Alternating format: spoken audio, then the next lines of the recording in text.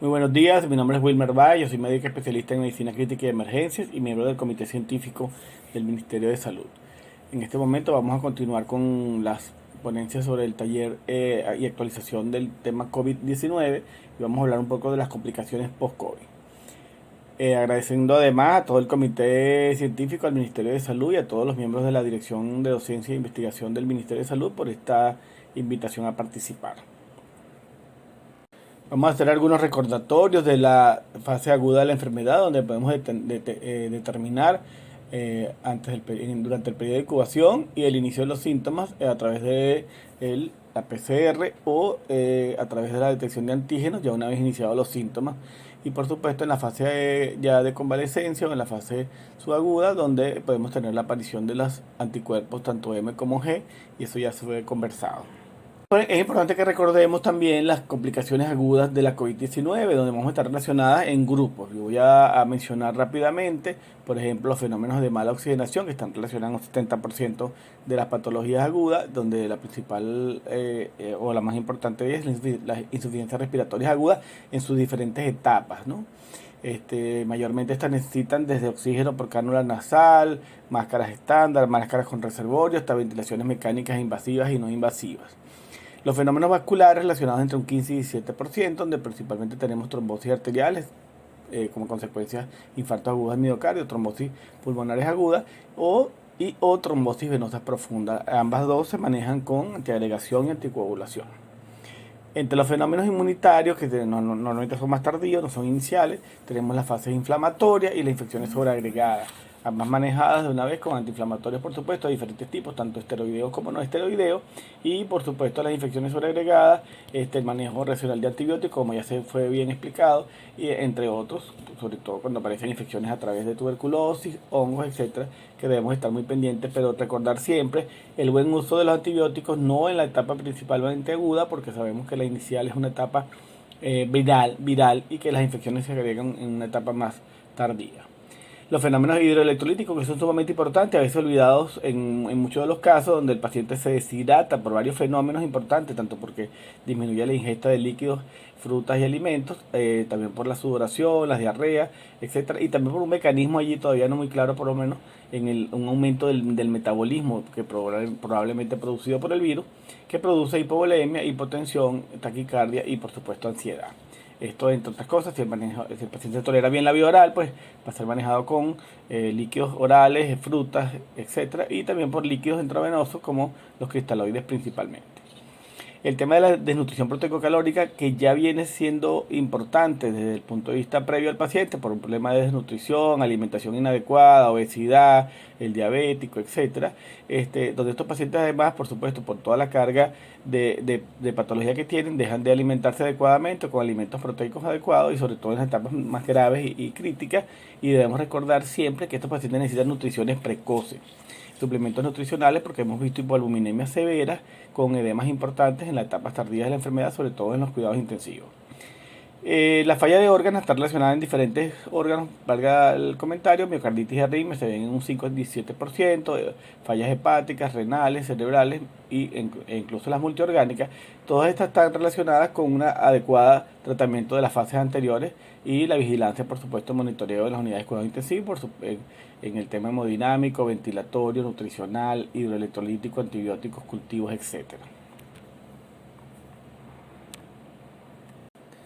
En esta lámina lo que vamos a ver es que, bueno, desde el momento de la exposición al virus y la carga viral, ya podemos detectar a través de las muestras que vamos a tomar en la nasofaringe o en el tracto respiratorio directamente y en otras, como ya hemos hablado anteriormente, hasta la aparición de los síntomas y, por supuesto, la positividad de la reacción en cadena polimerasa en las primeras, desde el inicio de los síntomas hasta la tercera semana.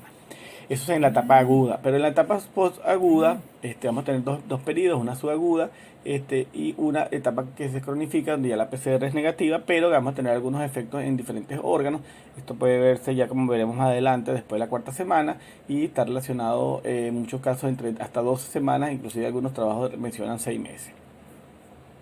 Recordando nuevamente lo que ya hemos visto, los mecanismos fisiopatológicos predominantes de la COVID en etapa aguda incluyen la toxicidad viral directa, el daño endotelial y daño microvascular, la desregulación del sistema inmunológico, estimulación de un estado hiperinflamatorio, hipercoagulabilidad con trombosis y macrotrombosis en sitios resultantes, la mala adaptación de la vía 2 de la enzima convertidora de angiotensina.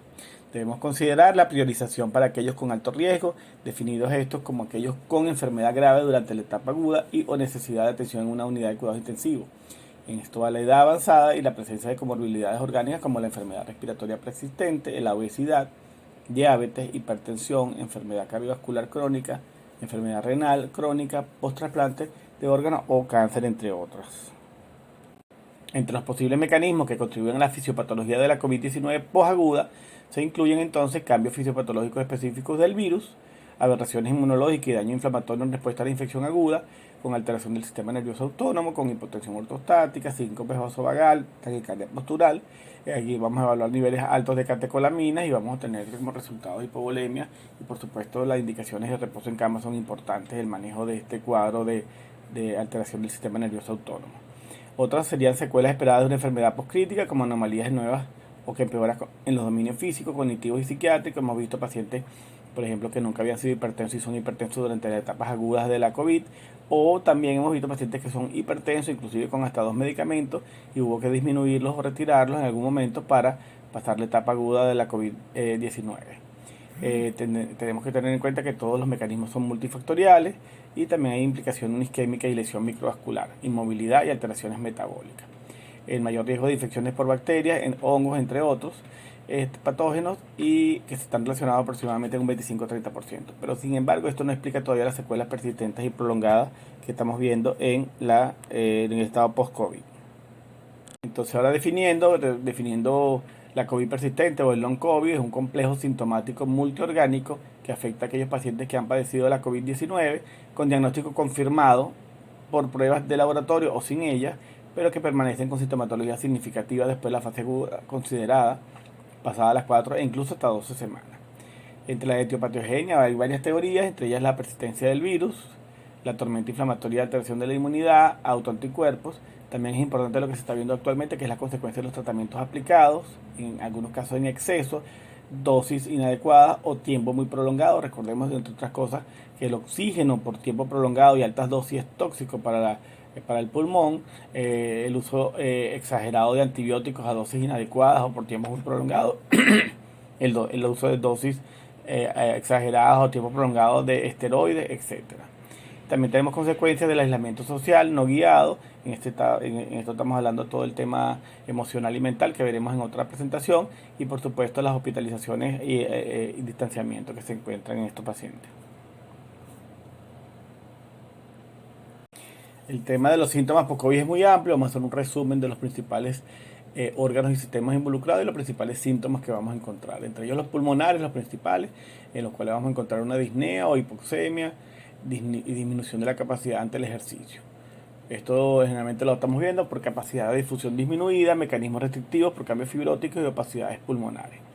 Entre las hematológicas vamos a ver eventos tromboembólicos bien definidos. La duración de la hiperinflamación aún es desconocida, pero entendemos que tenemos que tener una tromboprofilaxis extendida, evaluando los riesgos-beneficios de pacientes con predisposición, con dímeros de elevado, con otras comorbilidades. Entre las cardiovasculares vamos a tener palpitaciones, disnea, dolor en el pecho. Eso se ha visto en un 20%, y esto más o menos está relacionado con un aumento de la demanda cardiometabólica, fibrosis miocárdica o serositis. Entre las renales, disminución de la tasa de filtración glomerular. Hemos visto que las insuficiencias renales agudas mayormente se resuelven durante la etapa aguda, y recordando que además del efecto directo del virus sobre el riñón, tenemos la hipovolemia y la insuficiencia renal aguda prerrenal, que es importante, como hablamos anteriormente. Entre las patologías endocrinas podemos tener un nuevo o un descontrol de la diabetes persistente. Hemos visto frecuentemente como la hiperglicemia está presente en muchas etapas en la etapa aguda del virus, y también puede quedar en algunos estados posagudos. Hemos visto tiroiditis subaguda, desmineralización, o si se sospecha que hay una supresión del eje hipotálamo, hipófisis y adrenal en todo el proceso agudo de la COVID. Entre los mecanismos gastrointestinales vamos a tener alteración de la microflora intestinal, incluidos aumento del organismo oportunista y agotamiento de los beneficiosos. Esto va a tener alteraciones diversas en los pacientes, con episodios de evacuaciones líquidas o intolerancia a algunos alimentos. En los dermatológicos se ha descrito en un 20% de los pacientes pérdida del cabello.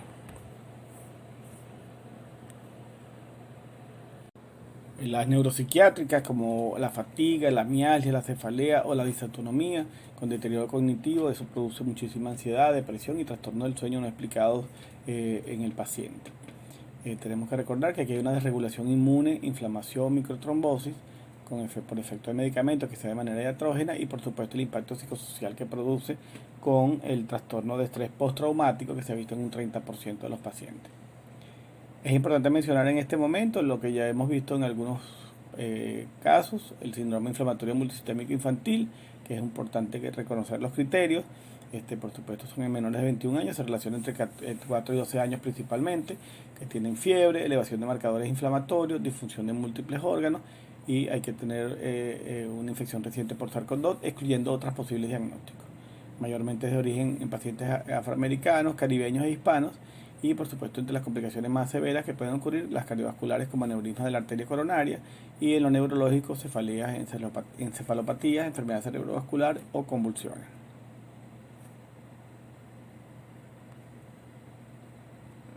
Para ya ir cerrando, vamos a tomar algunas consideraciones que son importantes tenerlas en cuenta. Entonces, fíjense, varios órganos pueden verse afectados simultáneamente, pero debemos pensar en la persona en su totalidad. No lo veamos separados como un riñón, un hígado enfermo, sino una persona enferma. Todo el mundo es vulnerable. Hay pacientes jóvenes sin enfermedad, inclusive con síntomas leves, que desarrollaron difusión autónoma y frecuencia cardíaca rápida después de la COVID-19. La mayoría de los pacientes con COVID nunca llegan al hospital. Tenemos claro que un 80% de los pacientes son síntomas leves o asintomáticos y no deben ser olvidados este tipo de pacientes. Incluso después que se hayan recuperado de su enfermedad respiratoria, aún pueden tener otros síntomas clínicos debido a problemas con otros sistemas de órganos y hay que tenerlo en cuenta. Los síntomas pueden aparecer semanas, meses después de la recuperación y por supuesto que el soporte emocional es muy importante en estos pacientes.